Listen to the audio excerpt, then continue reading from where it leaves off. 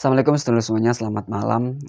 Sebelumnya video ini sangat-sangat tidak cocok untuk kalian tonton jika kalian itu termasuk orang-orang yang terlalu fanatik, baik itu terhadap agama ataupun ormas-ormas yang berkaitan dengan agama. Namun bagi kalian yang masih terbuka pikirannya, masih mau menerima kritik, saran, dan masukan ataupun ilmu-ilmu baru dari eh, kalangan manapun, maka video ini sangat-sangat cocok untuk kalian lanjutkan untuk menonton. Gini teman-teman, mungkin kita semua sudah tidak asing lagi lah dengan begitu banyaknya pemberitaan akhir-akhir ini di media sosial terkait dengan pelecehan seksual yang terjadi di lingkungan pondok pesantren. Yang mana yang aneh ya, yang menjadi pertanyaannya, kenapa kok kasus-kasus seperti itu yang terjadi dalam lingkungan pondok pesantren yang dilakukan oleh kiainya itu kok terbongkar, terkuak itu justru ketika korban-korbannya itu sudah banyak. Korban-korbannya itu bahkan ada yang sudah puluhan ya. Kenapa seperti itu? Kenapa kok ibaratnya jarang? Coba teman-teman ceklah di Google browsing ataupun di media sosial. Mayoritas kasus-kasus seperti itu terkuak ketika korbannya sudah lebih dari satu, lebih dari 10 bahkan ya. Karena ada kasus yang sampai puluhan santri yang menjadi korban pelecehan yang dilakukan oleh oknum kiai ataupun oknum pengasuh pondok pesantren tersebut. Kenapa bisa terjadi seperti itu? Ini menurut saya itu terkait dengan doktrin-doktrin yang ada di dalam dunia pesantren. Jadi gini ya teman-teman, dalam dunia pesantren itu sangat-sangat ditekankan untuk para santri untuk tunduk patuh dan sendiko dawuh kepada para kiainya. Jadi seorang santri itu sangat-sangat dilarang ya, meskipun tidak ada hukum tertulis, tapi itu sudah menjadi tradisi dalam dunia pesantren. Seorang santri itu sangat dilarang untuk melawan perintah dari seorang kiai. Santri itu tidak boleh menentang kiai, apapun itu, pokoknya santri harus sendiko dawuh. Karena apa? Karena dalam dunia pesantren itu ada yang namanya doktrin berkah, keberkahan. Jadi kita bisa cek lah, mungkin teman-teman di tempat teman-teman ada yang masih nyantri, coba tanyakan langsung saja, bahkan teman-teman bisa cek langsung ya. Kalian tanyakan saja, pasti jawabannya iya. Kalau di dunia pondok pesantren, santri itu wajib tunduk patuh terhadap kiainya dan juga dilarang untuk membantah. Karena apa? Karena itu terkait dengan yang namanya berkah, keberkahan ilmu. Jadi sering kali terjadi di dunia pesantren, kamu itu jangan membantah, jangan melawan apa kata kiai kalau kamu ingin ilmunya berkah. Pokoknya santri itu paling takut kalau ilmunya dikaitkan dengan keberkahan kepada kiai ketika santri itu melawan terhadap kiai.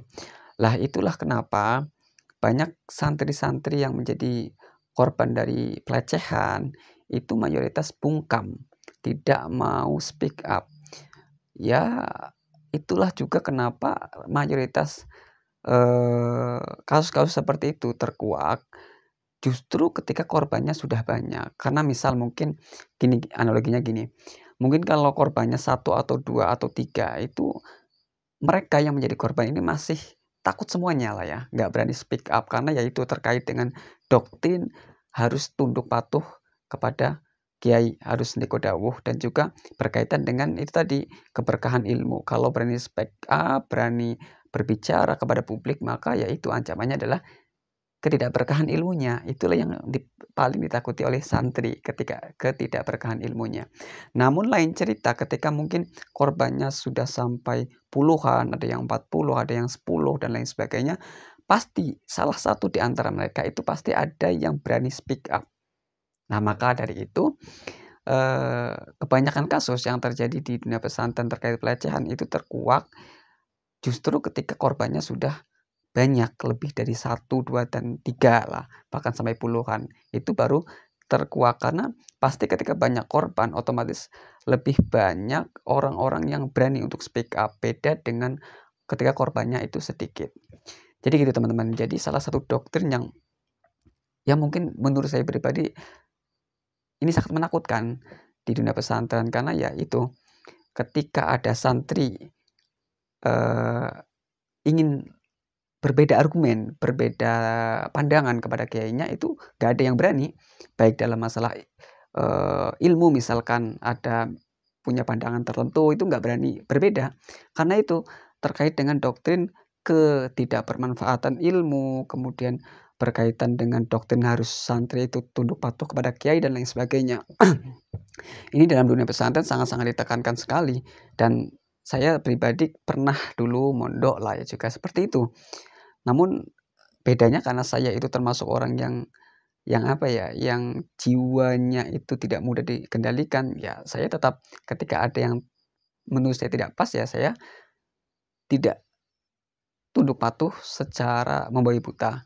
Ya mungkin di hal-hal tertentu kita tetap harus tunduk patuh jika itu tidak berseberangan dengan akal sehat kita ataupun dengan syariat aturan agama. Namun lagi-lagi inilah yang mungkin membuat juga di dalam dunia pondok pesantren itu kiai itu mempunyai kedudukan seolah setara raja ataupun presiden lah, katakanlah seperti itu. Makanya saya pernah baca salah satu artikel di mana di situ diterangkan bahwa pondok pesantren itu adalah tak ubahnya bagaikan negara di dalam negara. Tak ubahnya kerajaan di dalam suatu negara, di mana rajanya ataupun presidennya itu adalah kiai. Karena apa? Kiai itu mempunyai otoritas penuh, mempunyai kekuatan penuh untuk mengontrol para santrinya. Pokoknya di dunia pesantren itu yang namanya santri itu wajib sami'na wa ata'na kepada kiainya, apapun itu. Lah, doktrin-doktrin inilah yang mungkin ketika ada kiai, oknum kiai lah katakanlah seperti itu, ataupun tokoh agama yang mempunyai niat buruk ya kepada santriwati untuk katakanlah melakukan pelecehan seksual, maka dengan sangat-sangat leluasa untuk melakukan itu. Karena apa? Yaitu karena semua santri itu sudah didoktrin untuk sami'na wa ata'na, dan ketika berani untuk melawan, untuk menolak, maka ancamannya adalah ketidakmanfaatan ilmu. Jadi ya seperti itulah pada realita kenyataannya seperti itu.